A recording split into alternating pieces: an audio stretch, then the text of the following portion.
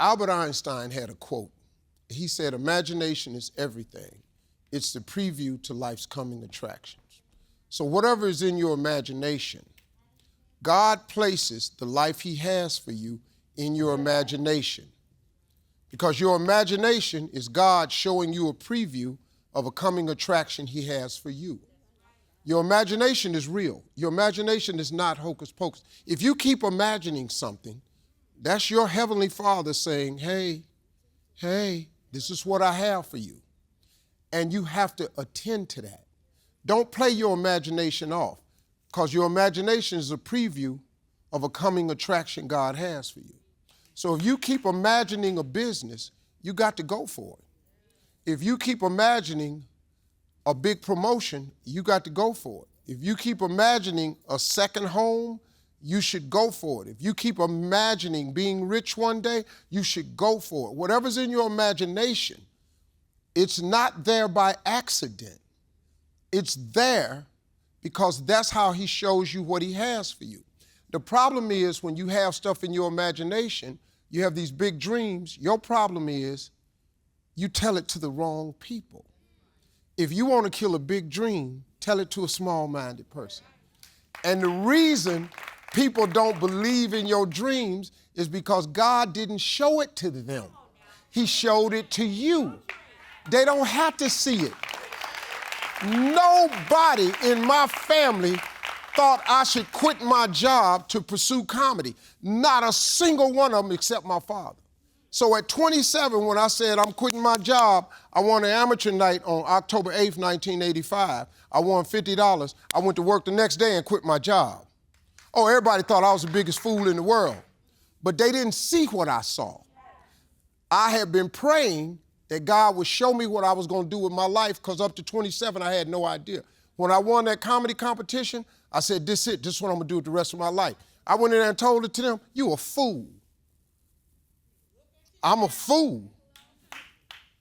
Ta-da. No, I'm not a fool. I was just foolish enough to believe in my imagination. And I asked God, I just kept praying, God, show me, show me. So all through homelessness and all of that, God just kept talking to me.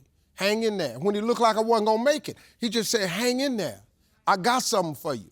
And what God had for me was a life that was beyond anything I could have ever imagined. But it starts with your imagination. So if you think you ought to have a business, if I was you, I would go for it.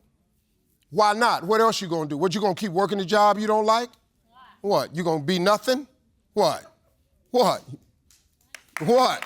I went to college. This girl named Ida Washington told me, she said, you have no business in college. You're missing your calling. You should be in entertainment. Yeah, I know, but how? I had no idea.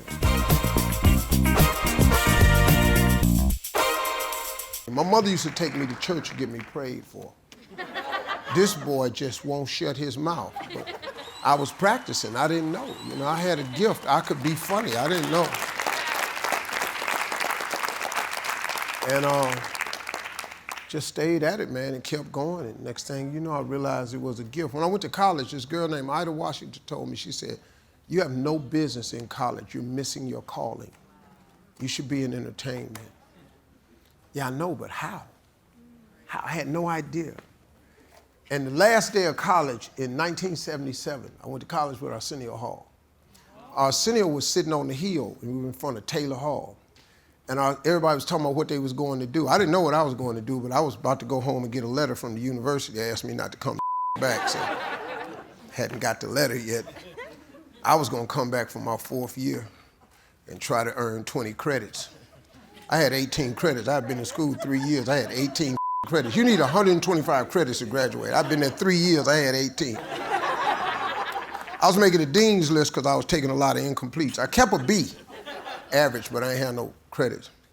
And Arsenio said, they was talking about what we were going to do, and Arsenio said, I'm going to Hollywood. I'm going to be famous. And everybody laughed at him. Trigger, you ain't going to be famous. We used to call him Trigger. No, it's a true story.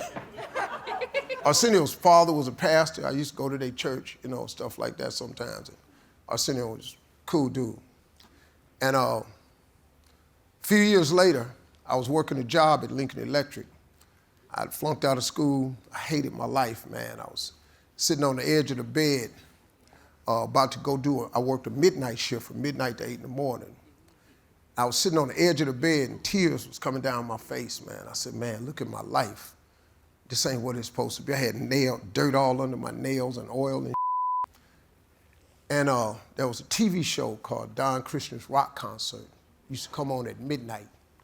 And I was sitting there, man, tears coming down my face. I said, ladies and gentlemen, from Cleveland, Ohio, Arsenio Hall. And I looked up, because you don't know nobody named Arsenio. There's only one person in this world named Arsenio. And I looked up, and it was Arsenio Hall. And little did I know, Nancy Wilson was his aunt. And she had put him on tour with her. And he was touring as a comedian. And he was telling these jokes, and I wasn't laughing at because I was just stunned. This dude went to Hollywood and did what he said he was gonna do. I got on the phone and started calling people, hey man, cut on, because there wasn't no cell phone. I said, hey man, cut this on, Arsenio on TV. I'm watching it, this is Arsenio, and that was it. I went to work, I cried all the way to my job, man, because I said, man, this dude really turned his life around. I was like about 25. And 2 years later, a girl dared me to go to a comedy club. I was 27. Walked in the comedy club October 8th, 1985. I won $50 amateur contest. I went to work the next day, October 9th, quit my job. Here I am today. You got to take a chance, man. So much stuff you don't know in this world. It's like amazing. I was talking to somebody, I was at this meeting, right? I was a speaker at the SALT convention. There was a convention every year in Vegas called SALT. And it's a gathering of billionaires from around the world. They gather and they make decisions on what they're gonna do.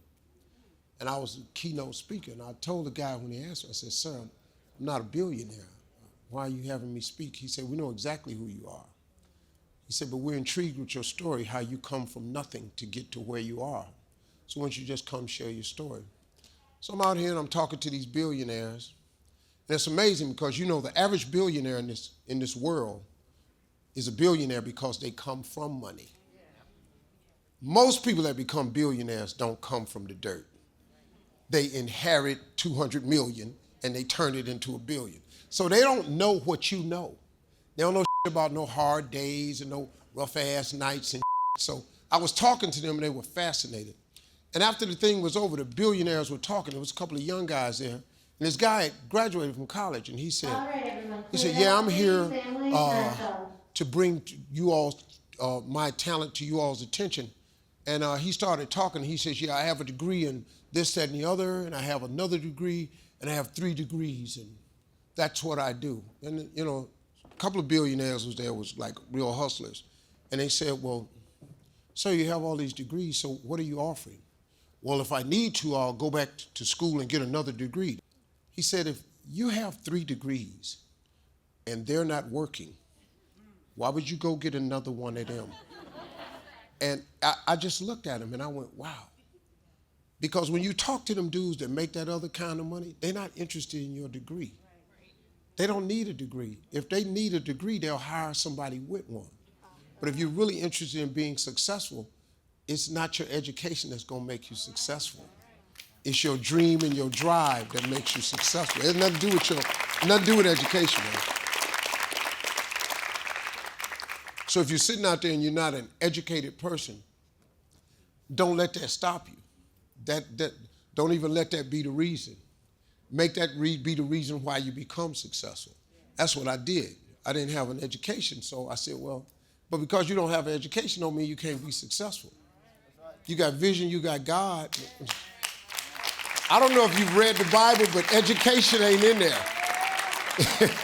Harvard and USC, Emory, it's not even in the Bible. It ain't in there. Dreams and visions.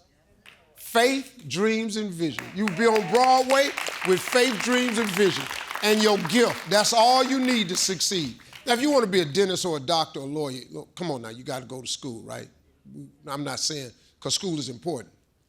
But if you don't have one of them skill sets, man, what you gonna do? Get to hustling. Get to believing and get to hustling.